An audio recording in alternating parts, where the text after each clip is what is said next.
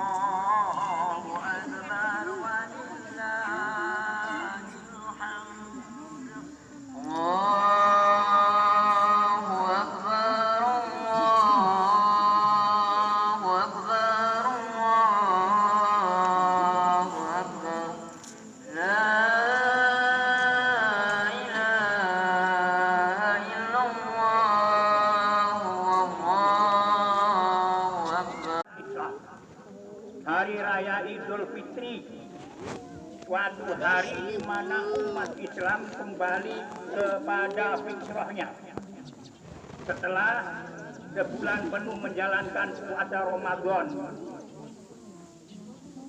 Id, hari raya di dalam Islam merupakan bahasa yang mempunyai arti kembalinya umat Islam kepada eksistensi yang sebenarnya sebagai hamba Allah, kembali kepada kesadaran beribadah kepada Allah, bukan kembali mengikuti nafsu yang mengajak kepada kerusakan. Hari raya juga berarti memantapkan unsur rohani umat Islam di dalam berbagai arti positif, bukan mengumbar unsur hewani di dalam berbagai arti yang negatif. Id, sholat Idul, maksud saya hari raya ini juga berarti suatu hari untuk memulai lembaran baru yang lebih baik daripada kemarin, bukan bahkan sebaliknya. Idul Fitri, hari raya ini berarti pula suatu kebahagiaan bagi seorang muslim karena mendapatkan pertolongan dari Allah Subhanahu wa Ta'ala, dapat menjalani ibadah puasa selama sebulan penuh yang diwajibkan atas dirinya oleh Allah Subhanahu wa Ta'ala. Allahu Akbar, Allahu Akbar, Allahu Akbar. Hadirin jamaah salat Idul Fitri yang berbahagia, dengan datangnya hari raya Idul Fitri ini sangat berbahagia bagi kita kaum muslimin. Marilah kita bersyukur kepada Allah Subhanahu wa Ta'ala, sebab hari ini adalah merupakan hari kemenangan bagi kita sekalian, di mana kita semua selama 1 bulan penuh berhasil menunaikan ibadah puasa dengan sempurna. Bahkan bersamaan dengan itu kita telah berhasil meningkatkan amal soleh, menjalankan sholat tarawih, salat tahajud, tadarus Al-Quran, memperbanyak sedekah, mendatangi majelis-majelis taklim, kultum, khutbah, dan lain sebagainya. Selain itu kita juga telah berhasil memerangi hawa nafsu dan syahwat, juga menjauhi segala kemaksiatan yang dilarang oleh Allah Subhanahu wa Ta'ala. Alhamdulillah. Puasa yang kita lakukan mengembalikan kita kepada hakikat kemanusiaan kita, yaitu bahwa manusia ini adalah makhluk pilihan Allah dan bukan binatang yang penuh angkara murka.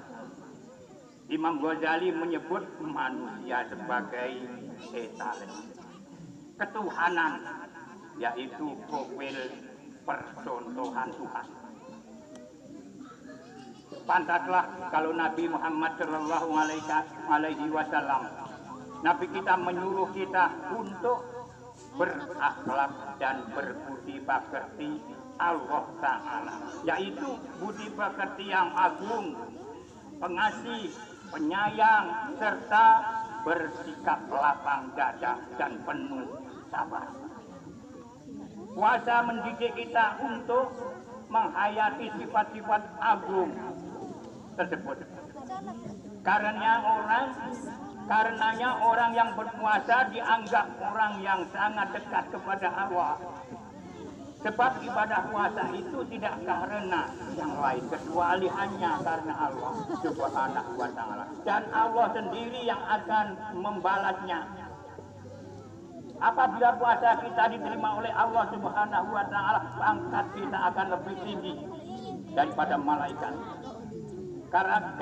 Maksud saya karena kita sebagai manusia yang mempunyai hawa nafsu dan menyawai malaikat di dalam mentaati perintah Allah, sehingga pada saat kita bisa melawan hawa nafsu, itulah Allah Subhanahu wa Ta'ala mengangkat derajat kita.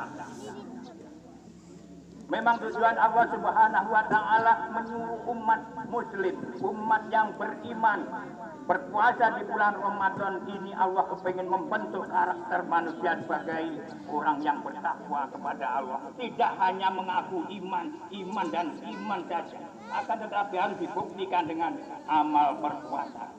Sehingganya pada saat ini kita berhasil untuk menunaikan ibadah puasa, berarti kita berhasil dididik oleh Allah Subhanahu wa Ta'ala untuk meningkatkan karakter takwa kita. Alhamdulillah.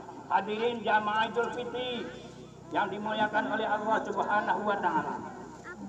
Selama bulan Ramadan kita telah berusaha memerangi hawa nafsu yang senantiasa bersama kita, di mana dan kemana dan kapan saja kita berada. Ini adalah merupakan perjuangan yang cukup berat, bahkan lebih berat daripada menghadapi musuh yang betapapun gagahnya. Kenapa? Karena setan tidak kelihatan. Musuh kita pada saat Ramadan tidak kelihatan, sementara dia melihat kita. Ini berarti musuh yang paling berat. Kalau kita berhasil melawannya, berarti kita benar-benar patut angkat derajatnya oleh Allah Subhanahu wa Ta'ala. Di dalam suatu keterangan Nabi Muhammad SAW telah menyatakan, yang disebut perjuangan itu adalah orang yang mampu melawan hawa nafsunya. Karena Allah Subhanahu wa Ta'ala. Karena orang yang mampu mengalahkan hawa nafsunya itu lebih hebat daripada jagoan manapun di dunia. Karena tiap-tiap jagoan perang hanyalah berhadapan dengan musuh yang bisa dibunuh, musuh yang bisa disingkirkan, baik melalui pelarian maupun persembunyian. Akan tetapi terhadap hawa nafsu ini tidak mungkin kita lari kemana saja, kita tetap dihantui oleh hawa nafsu. Tidak mungkin kita bisa sembunyi dari hawa nafsu. Hawa nafsu itu di badan kita, kemana dan kapan saja. Ini musuh yang luar biasa. Maka pantaslah bagi orang-orang yang mampu mengalahkan hawa nafsunya, besok di akhirat di surga menjadi tempatnya. Amin ya rabbal alamin. Firman Allah Subhanahu wa Ta'ala di dalam Al-Qur'an ayat An-Nazi'at ayat 40 sampai 41. Wa amma man khafa maqama rabbih wa nahan nafsa 'anil hawa fa innal jannata hiyal ma'wa.